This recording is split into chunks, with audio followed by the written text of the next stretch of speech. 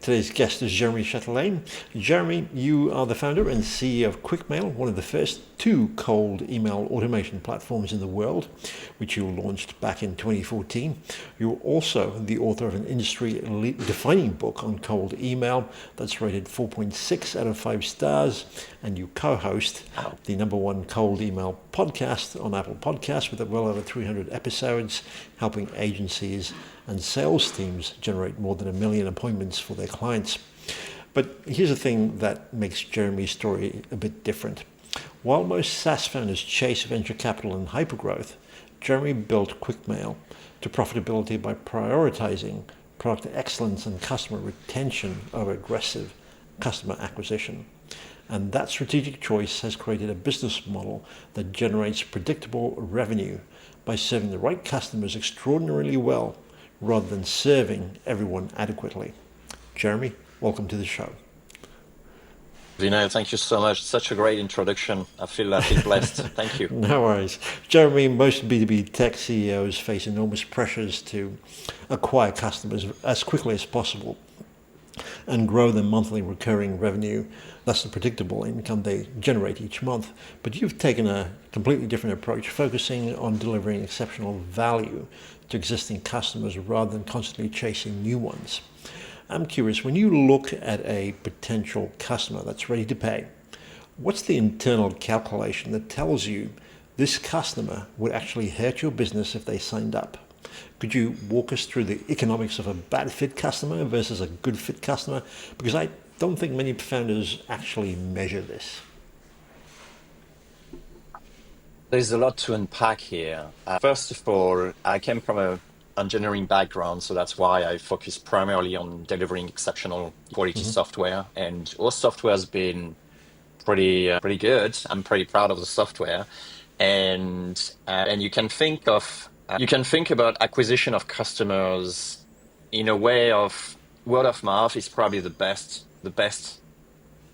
approach when you actually have a great product. The problem is that it's a very noisy world at the moment, and not entirely sure that the premises of the question is actually correct. I think marketing actually do win over product quality.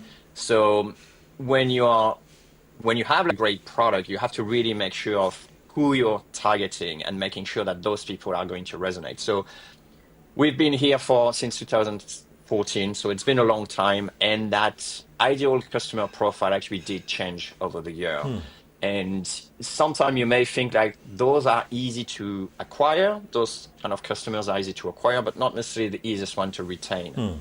And then the market also shifted. At some point, I think we highly targeted agency owners, and that was a huge success for us because I think we provided like a very stable tool, a tool they can rely on, that was very versatile and very flexible to deliver like a lot of different things. And I think it fit a market very well at some point.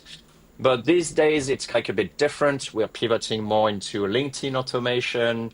Agencies are like searching for different things. The market is constantly shifting. So I think what's important to think is that the customer that you're serving right now may not be the customer that you're going to serve in the future. And that's really hard to guess. Okay. How would you go about determining what kind of customer would be the right fit at any given point in time? You have basically two types of approaches for customers. The first one is called rack the shotgun. I think it's been done like it's been democratized, that word, by Perry Marshall in the 80/20 book, which is basically a shotgun does a certain sound that only people who are used to using the shotgun understand. And so I don't like the analogy, but anyway, if you make like a certain noise in the market, people who are resonating with that problem will immediately look for you. So for us, for example, it's about deliverability. If you're not looking for deliverability, you may see your solution as one of the other solutions. But if you're looking for exceptional deliverability and reliability of the platform, then that's like QuickMail is going to be appearing first. So that's the first thing. You want to position yourself in a place where you're going to be the winner no matter what. And then people who are interested in that are going to be drawn to it as long as you make enough noise for it, right? So if enough people hear, hey, deliverability is the best, is QuickMail, and then they have problem with deliverability, they're going to look for you. It doesn't matter what the other platform are going to advertise. You are branded and associated with high deliverability, right? That's point number one. Point number two is the outreach. So you basically go and seek people who have that problem and expose them to your solution. That's the other approach. So both are actually working. It depends which one you're more comfortable with. That makes a lot of sense. You wrote a book in 2015, 1 year after launching QuickMail, then co-hosted That's right. 300 plus podcast episodes. Now, 400 even. most founders would say, I don't have time for content. And Yeah, I'm just right. thinking back to your comment about making noise around a very specific aspect of your product. My hypothesis, listening to what you're saying and given your history, is that your educational content doesn't just attract customers, it pre-qualifies them. So someone who's listened to your podcast already understands cold email best practices and has realistic expectations. And my question to you, is this intentional? And have you quantified it, or do customers who consume your educational content have measurably better retention rates and lower support costs? That's a great question. I don't actually check the retention per acquisition channel in that sense. I'd love to say that this is a marketing effort for podcast. It's basically me and my buddy just meeting every week and talking about something we like. So Okay. it's just like there was. I love that you're giving me credits for it as to this sort of like master marketing person. That wasn't the case, unfortunately. And the reason I think why we got more than, I think we're almost like 450 episodes. So 8 years, one a week type of thing. The reason why we're still doing it is just because we enjoy talking to each other. We're really good friends. And so every week we update on each other's business, see how we're going. He's doing the agency side, I'm doing the software side. And so there is no real competition between us two, but there is a lot of value in sharing the knowledge. And while we're sharing knowledge, we think, why don't we record it and actually have other people benefit from that? So we do have a small crowd of people listening to us and a small crowd of fans. Some of them are obviously QuickMail customers. Some of them are Jack's customers. But the point is that we haven't done probably all the necessary effort in terms of marketing it in order for it to grow and being a really great acquisition channel. The matter of truth is that if I purely had to look at it as an acquisition channel, I would have stopped a long time ago. I don't think podcast works super great for acquisition channel. Authority building, sure. Of course, you get to understand, oh, he's the founder of QuickMail and he's doing this. Oh, okay, I trust him. Oh, he seems to know about his stuff and so on and what he's talking about. And that works. In terms of acquisition, I think the podcast alone may not be enough. It needs to be supplemented with some marketing thing, which I'm not doing just because I don't enjoy doing it. But to come back quickly to one of your first question, I do it as a lifestyle business. So I prioritize my lifestyle over growing like a massive company. And I'm happy with that. Given that you're able to retain your customers, I wonder if we could perhaps, or if you could speak to perhaps some of the maths of why customer retention can be more profitable than customer acquisition. Because if I keep a customer, say, for 5 years instead of 1 year, what Yeah. happens to my customer acquisition cost relative to lifetime value? Because there's, I believe, a little bit of compounding economics here. And I wonder at what point does the retention strategy actually allow you to outgrow the acquisition strategy in total revenue? Of course. Yeah, those are great questions. They are not easy to answer for because I think it depends a lot on your business. Some business have more churn than others. Like for us, for example, if you want to try suddenly, hey, I want to try the cold outreach acquisition channel. Maybe I'll do LinkedIn automation. Maybe I'll do quick email automation. Both of them could be used with QuickMail, and you're gonna try it. And sometimes you'll succeed, and then you'll stick, and sometimes you won't succeed, and then you won't stick. And then there's only so much the tool itself can do, and can do a lot of education, which I do. The product can work perfectly fine, but then your campaign can flop just because the strategy is not right. You're going after the wrong people or whatever. And so those type of products tend to have a high churn. When you look at CRM stuff, where you enter all your data into it, or you lock into those sort of thing, then it's harder to move. And so therefore the churn is lower, but then the acquisition is harder because people switch, it's harder for them to switch to another vendor. So I think it depends highly on the industry. And also, it depends on the stage of your business. You may be at the beginning of a business where it's all about acquisition. It's Mm-hmm. not about retention. It's all about acquisition. And so at some point, of course, what you're mentioning is like you reach the churn is too high for your acquisition to work. And so either you increase your acquisition and you still can grow, or you decrease your churn. And so you really have to think of yourself, or you really have to think like which one is easier to achieve. Is it like easy to achieve higher retention and then lowering my churn, or is it easy to actually acquire new people? And if you look at my competitor who are doing very well, they're just basically all in on acquisition. They pour a lot of money into acquiring new customers. And so we don't pour all this money into acquiring new customers. We spend a bit more time in getting people to stick longer with us. And so at the end, we do have customers from a very early age. But at the same time, the market also changed. Mm. Some companies actually morphed, some company merged, some companies sold, some company dies. There's a lot of things. So there is also, it's not as easy as just let's reduce churn because you may effectively have problems that are in the macroeconomic or that are based on your industry that will actually impact all your customers. Let's say, for example, you were in the travel industry, you could, the best product, people no churn, whatever, and then COVID hits. It's like, you're not going to be, you it doesn't matter. So I guess it's not, I would love it to be a simple answer, but it's really not. And it depends on you and also your, how good you are, like your unique ability and your unique skills. My one is not in acquiring new Mm-hmm. customers, right? But for some it is. So I think they should play these Mm. cards. So it depends. Unfortunately, it's not a clear-cut answer. Okay. So when you say spend more time with your customers, what does that actually entail? I think it depends. Again, it depends on everyone's Mm-hmm. preferences. For me, I just love talking to my customers and understand how they're actually using the product. In 2019, I think we invented what is called inbox rotation, which basically enable you to have multiple inboxes to send low volume, but in aggregate, you send a large volume. And so it happened just because of a simple conversation I had with one of my customers. I said, "Hey, help me understand why do you got so many accounts? And it seems like all your campaigns are exactly the same."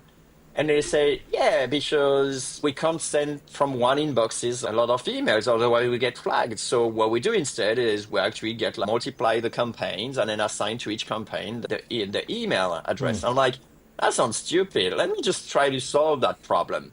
And I did. And then I invented what is called as inbox rotation, which is now a standard in the industry, which enable you to add multiple inboxes to the same campaign. And so you can just spread your volume across your multiple inboxes and multiple domains.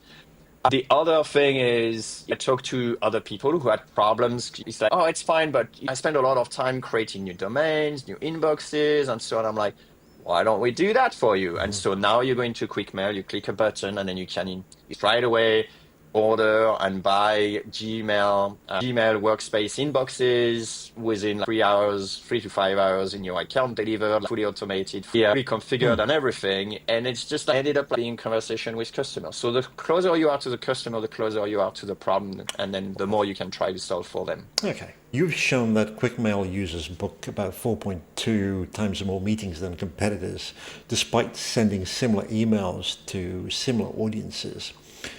Yep. That's not a 10% improvement. That's a completely different order of magnitude. And I'm curious, Yep. what's actually happening under the hood that creates that kind of Mm. performance difference? And just thinking of our audience, what specific technical questions should perhaps a CEO evaluating cold email platforms be asking to understand if a platform will get emails into prospects' inboxes rather than spam folders? Yeah. So that's a good question. So on my side, what I do is I relentlessly look at deliverability and how we can improve it. I got access to the data of the whole platform. I can see where there is dips. I can figure out where that comes from. I can figure out from where the usage it comes from. And then sometimes it's educational, and we put some podcasts. I tell Jack, yeah, I have figured that one out. Let's discuss about it. And sometimes it's technical. For example, we did like with reword with AI. So we realized that when you send always the same message, then that causes problems with deliverability. So we say, how do we could educate our customers about spin tags? So which is basically you basically say different phrases that you can say in your email, and then we pick one at random. And then one night I just woke up and I think, oh, how about like we just ask AI to rewrite all our emails so we keep the same meaning, but we use different words. And so we invented a reword with AI. And so you tick a box, and then now all your emails are unique. And so that type of thing is important from a product standpoint. And I can do so much about this because I'm thinking day in, day out about this. But as a CEO, the tool is 50% of the game. The other 50% is what's your strategy? What's your outreach strategy? Are you like I can do the best tool, but the problem is if people don't want to receive your email, that's going to be really hard, or your LinkedIn invitation for that matters. But if you actually have a good strategy that people really resonate with, and you can send millions of emails and you will never have any problem. So there's one which is an uphill battle, which is like, hey, we got something that is really bad and we're going to send it as many people as possible. And we expect your tool to be able to do that. We can only do so much. Or we're going to have something really great. People are going to love receiving your email or the LinkedIn invite, and they're going to resonate with it. And then the tool is going to multiply that. So it's more of a multiplying factor than it is like the determining factor. Does that make sense? Yeah, yeah, certainly. So if you don't have results, I will encourage you to really look at one step back. Let's look at the strategy. Now, the tool should work. If the tool doesn't work, then the tool is creating a problem and you should change it, right? But if your strategy is not sound, no matter what tool you're going to use, you're not going to succeed. Does that make Yeah. sense? You talked about building features specifically for some of your clients, including agencies and high volume senders. Did you ever get feature requests from customers who weren't your ideal customer profile, your core target market?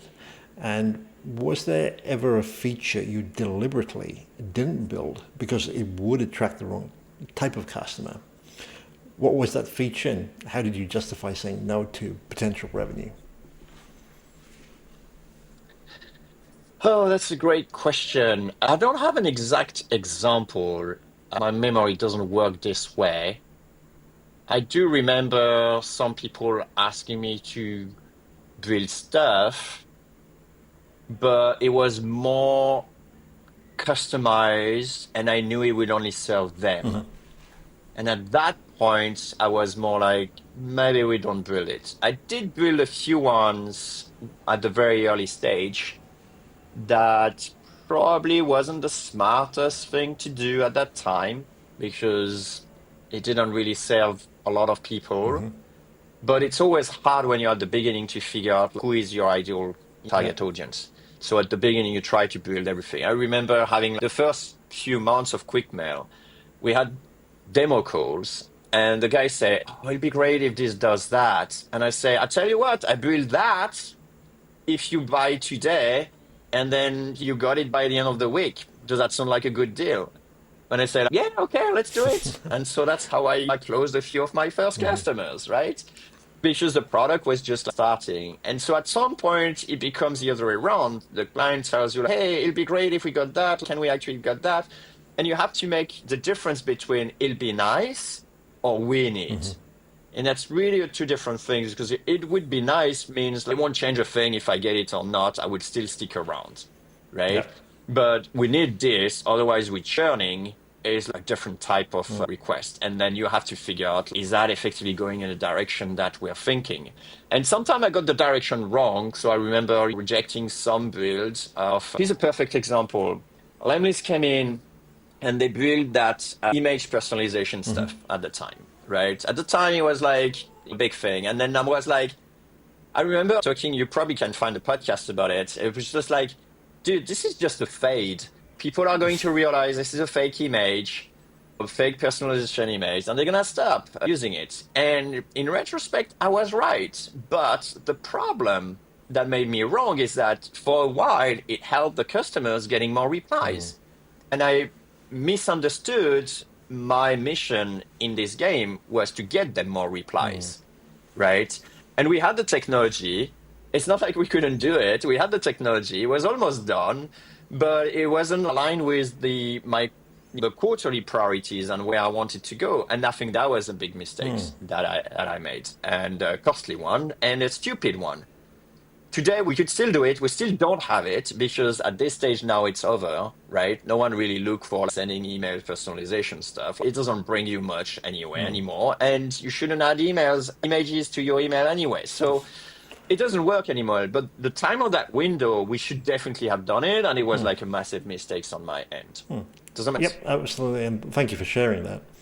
You have introduced LinkedIn automations directly into QuickMail. So I would imagine sequences that combine emails, LinkedIn profile views, and messages all in one sort of workflow. What does the data show about multi-channel outreach versus email-only campaigns? So if I send 3 emails with no response, but then view the LinkedIn profile, send a connection request, how much does that actually improve the chance that they'll respond to my next email? Yeah, 40%. Oh, wow. Basically. Okay. Yeah, it's huge. Multi-channel is actually pretty huge. The thing is, like, it took me by surprise because to market it, it's easier to market it as 2 different products than actually marketing at the same product. So I was very confused by that because I thought, like, hey, holy hell, wait a second. Like, if you actually campaign is the following. We have an export straight from Sales Navigator. So I go to Sales Navigator, I search my ICP. I then tick an important thing. I tick active on LinkedIn, mainly because you can send connection requests to people who never been on LinkedIn or who just have a profile. Like, you're not going to get accepted. So active on LinkedIn. And I also put second degree connection. And what I do is I import that straight into a campaign in QuickMail, right? And then that QuickMail campaign will then start sending automatically connection requests to those people, right? But then some of them, what you do, like, they won't reply. So what you do is then you go to the second channel, which is email, and then you'll get more replies for it. And then the data are pretty clear. You gain like 40% more replies if you actually merge those 2 channels versus just doing 1 channel. And LinkedIn's working pretty well at the moment. So I would recommend you actually flip it and you actually try the LinkedIn one first. But LinkedIn is also limited, right? So you have to do hyper-targeted audience. Don't take like 15,000 people. Try to get 200 people in your audience. And the reason why I put second-degree connection is because we have an option to re-import automatically from Sales Navigator at a regular basis. And so the more people who accept your connection request, the more people who will come into that filter, and that will carry on. That's the idea. And it works beautifully. It's what I call evergreen campaigns. Okay. And then you leave it, you turn it on, and then you just wait and get more leads. It is brilliant. Anyway. But if you do only LinkedIn, you're going to get a certain reply, which at the moment works better than email, because I think email has been pretty badly hurt in the last couple of years. It's been really hard for people doing just email. But if you combine both, then you still get more replies. So that will be my advice. Okay, brilliant. You've built QuickMail to profitability without raising venture capital, something that most SaaS founders don't do. What strategic decisions can you make as a profitable, customer-funded company that venture-backed competitors cannot make? Can you say, for example, no to customer segments that don't fit? Or can you invest in long-term product quality over short-term growth hacks? How would you say this has affected your ability to weather market changes? Good question. I'm still a founder, right? It's 11 years, almost 12 now, and I'm still the founder of my company. I can't tell for people doing VC stuff, right? What I can say is being profitable from day one is helpful because you're obviously closer to your customers. And so you have a better understanding of what they need because you need to provide it to them. It's not artificial growth. But there are a couple of different things, which is you have to figure out what's your goal, really. For me, it wasn't very clear cut. Should I get VC? It was really super hot what I did at that time. I could have been a completely different company if I took VC money. I don't know where I will be. Maybe I'll be the next Apollo stuff, right? Or maybe I'll be the next, massive company. I don't know. Maybe not. What I do know is because of that lack of decision, because I was profitable from day one, then I just carried on. And I don't regret it. I'm actually pretty happy that I had the opportunity of being able to do what I want. And I think this is the thing that people don't quite understand is like, it's not just about the money, it's about the journey too. And so for me, I was able to do all those mistakes and still learn from it. So to me, my company is a vehicle for learning and personal improvement too. So it's not just a money making machine, although it's great that it does, but it's not the sole purpose of it. And when you are VC backed stuff, your ability to make mistakes, I presume, is very reduced.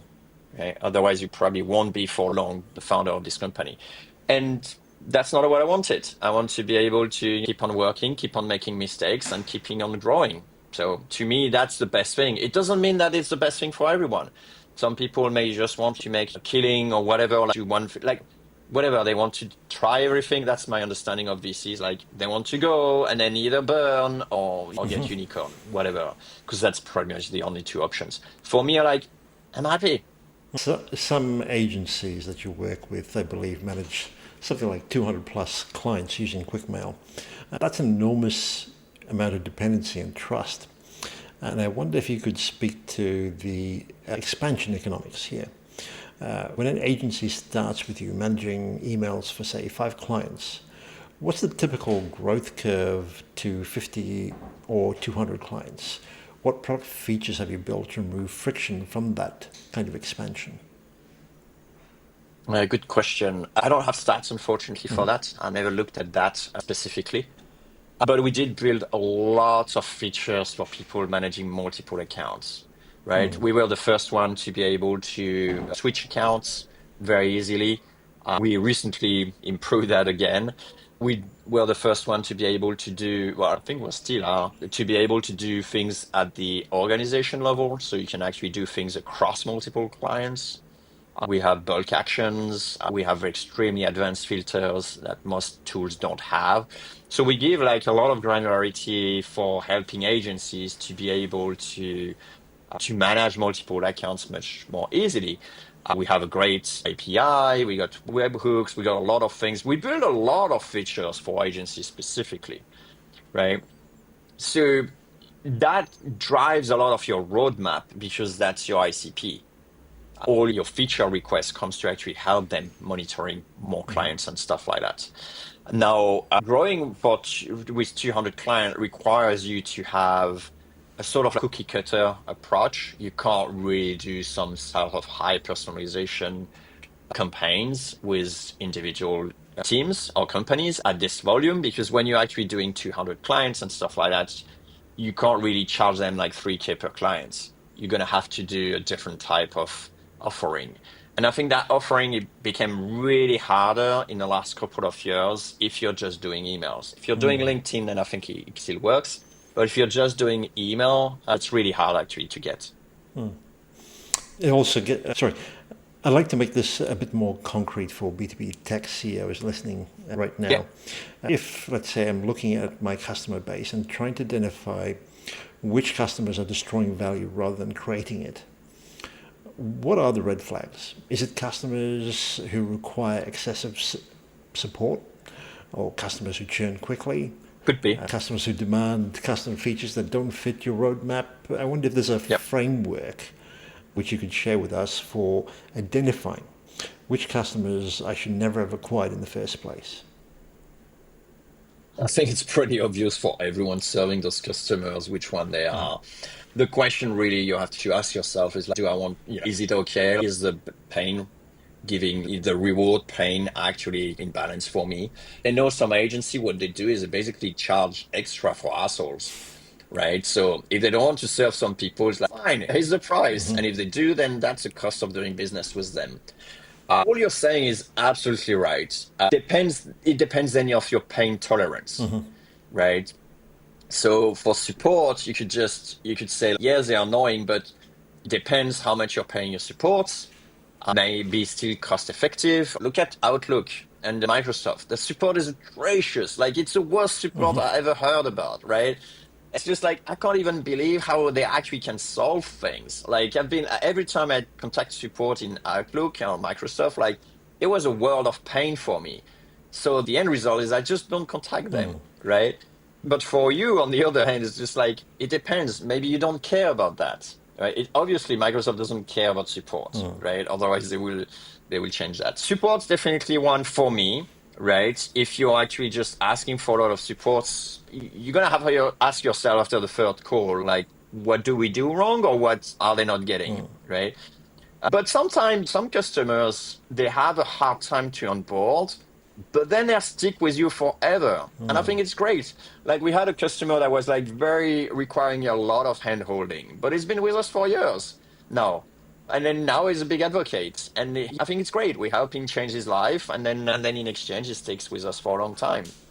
So you have to really realize I think also one thing I learned, like to take it concrete as well, is like sometimes there's a difference between an annoying customer and a challenging customer, right? The challenging customer helps you to get better, as in, hey, why is this one still not working, and so on, and it pushes you or points you to things that you need to Yeah. fix. Those ones are very valuable. And then you have the annoying one, the one who are actually just complaining. It's fine. Like you have to think, do I want to get rid of that? It's like the famous stuff about the airline when like the low cost airline, and then a customer was complaining constantly, like, hey, we don't have seat order, we don't have food, we don't have whatever. And then the only answer, like the quick answer, ended up on the table of the CEO, and the answer was very quick. It was 5 minutes, and it's like, dear, whatever, we'll miss you, because he understand like this is not the aligned customer. I think this is probably the biggest one. Is like you know if you find that this customer is actually not aligned with the people you want to serve, then you should not get them or not acquire them, right? They can still use the software, and that's great, but they should have no impact on your roadmap and then should not obviously clog all your resources. And you're entitled to fire customers. I did only 3 times, I think, in the whole time, and just because they were like insulting support. I was just like, nah, sorry, no abuse. We're not tolerating that. But at the end of the day, probably the alignment with the ICP is probably the biggest thing that you have to consider. But again, I have a lot of empathy for the agency. They got 3 clients. Sure, one client is not fitting the ICP, but at the same time, I would say like 3, 5 clients, whatever, you just don't have enough. So you need to get more. And at the beginning, then it's hard. At some point, then you get more clarity, and then you should be more comfortable to add those filters that you're mentioning about. But at the beginning, it's like, yeah, it's the ideal world, but then, man, you just got to do what you got to do.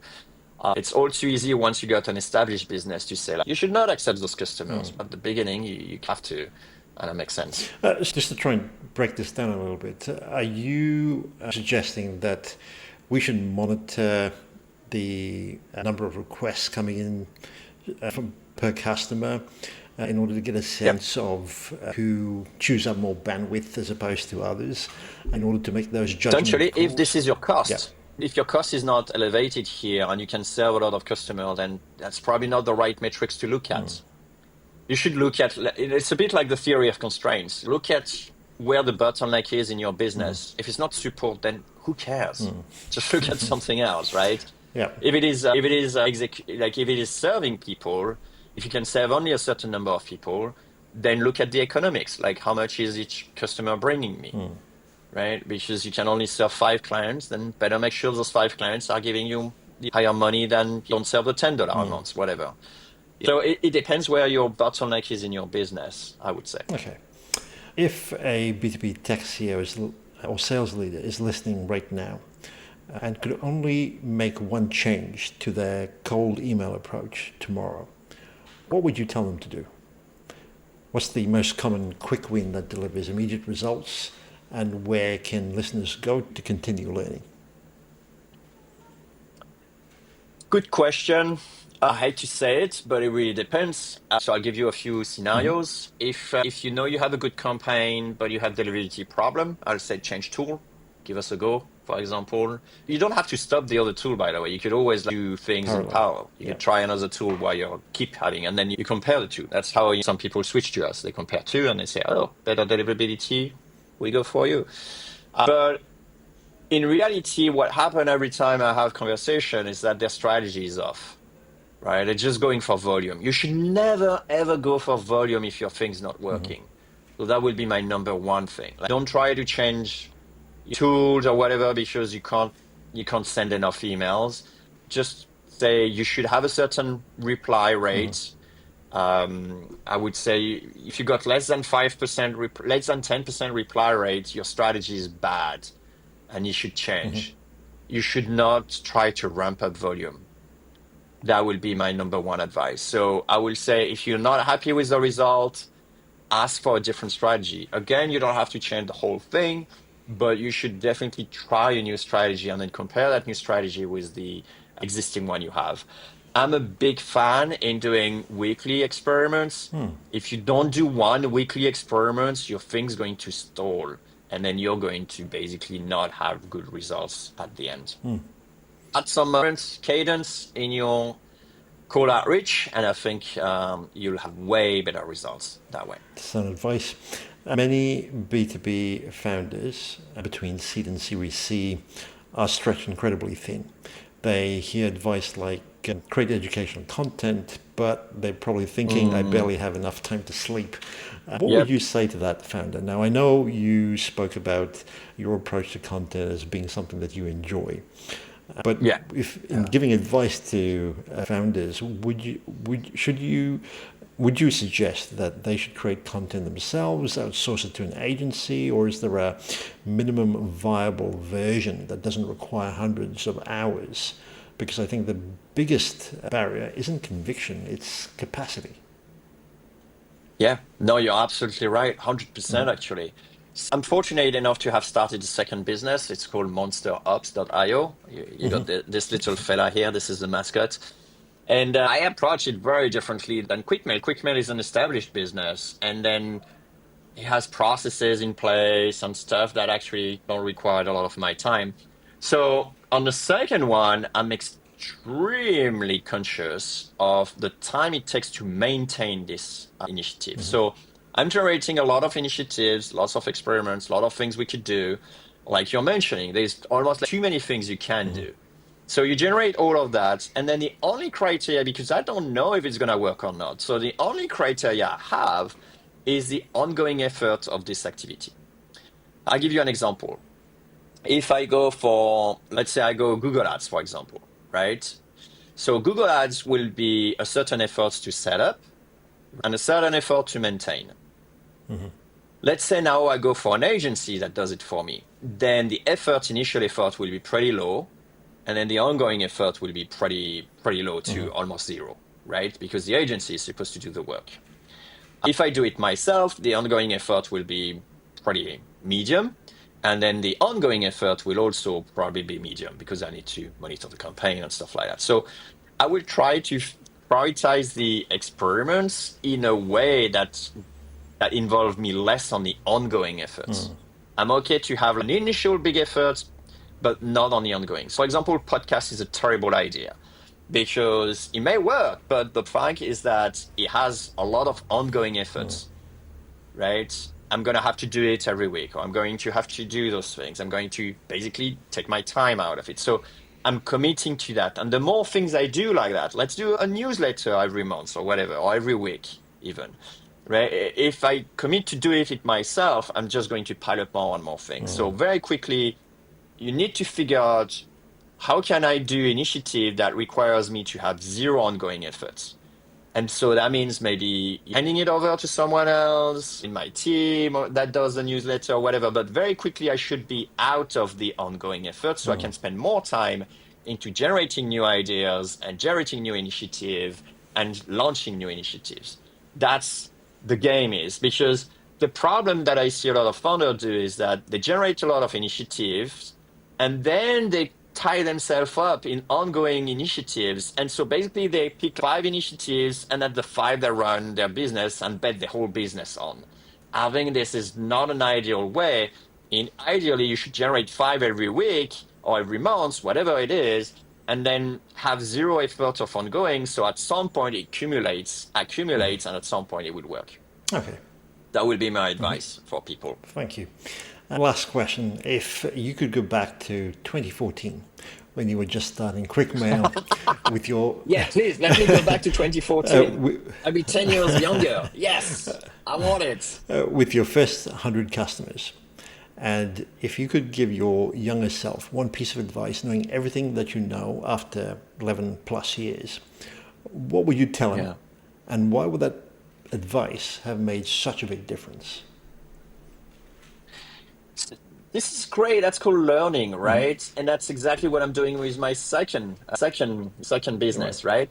And that's exactly what I'm trying to do with a second business. So you take all that learning and then you try to not do the same mistakes that you've done last time. So I think what I didn't do last time is I didn't go full Mm-hmm. in and assume that this is how it works. My first few customers were brilliant. Like, it went very fast. There's nothing to change. I did really great there. But at some point, what I did is I actually kept on building instead of actually growing the business and let the sort of like market force to actually drive the business. So it's a little bit was AI. It was really hot at the time and everyone wanted to try it. So I didn't have to do lots of efforts. But that was exactly the time where I should have put more efforts into marketing to actually take a huge share of the market. I didn't, like an idiot, but that's okay. That was my first venture. I didn't know better, and I was lucky with my first venture, and I learned from it. And if I had to redo it, mine, I will put way more people to work on way more automated stuff. So I don't take much of my time doing the ongoing efforts and actually spend more of my time trying to grow the actual business. That would be me back in 2014. But like I said, I went through a lot of mistakes, a lot of learnings. And hopefully, if I go back, I wouldn't do it again. I'll be like so much bigger than I am now. So then, I'm just keeping an eye on the time, but I wonder if I could ask you one more question before we wrap up. Sure. At the intersection of scaling revenue growth and automation for outreach, are there perhaps a couple of topics that you find doesn't get much airtime? If so, what would they be? You're speaking marketingly specifically on Yeah, marketing? marketing. Acquisition customers, retention So customers, at the intersection of all the above. at the intersection of being able to scale revenue growth and automation for customer Got it. acquisition. Okay, I think I know where you're heading with that. So I would say the thing that doesn't get enough attention to is having an executive assistant. Oh, okay. It saved me so much time of stupid things that I should do myself otherwise, that I drop balls and all those sort of things. Your executive assistant is basically someone who will, it's different from a VA. A VA, you have to define all the processes. An executive assistant, they are there to save you time and help you out, right? And so they have to also figure out how they can help you out. And it's also yours. For some people, they want them to look at their email and sort the priority. Like, no, my inbox is mine. That's fine. I don't need you in my inbox. But she's helping me with putting things in place, all the sort of like nitty-gritty stuff, or keeping initiatives going, or stuff like that. She's saving me a lot of mental space, and I think mental space, pretty much like the time, it's not valued high enough. So having an EA actually really helps with a couple of things. It helps with delegation and it helps with your time. So they're not necessarily the same, but with delegation, it really helps you to understand, like, it's got training wheels for delegation. If you're like a control freak, which I was, and I'm still are to some extent, then it's hard for us to delegate because it has to be done that way and whatever. So it's a really good exercise to get you going for because it's low risk tasks that you usually like delegate, right? It doesn't matter too much if it's not done exactly how you want. And so that's a good way to get your training wheel going. And then the other thing is like you don't have to take them as full time either. Like my one started with 2 hours a day. Like it's fine. It's like the business can afford it. So the really critical point that most people don't understand with EA is like you should be perfectly fine sitting there and them having nothing to do. Because because the flip side is like people try to say like, oh my God, I'm paying my EA. I have to figure out things for her to do or him to do, right? You don't. And that's the whole point of it.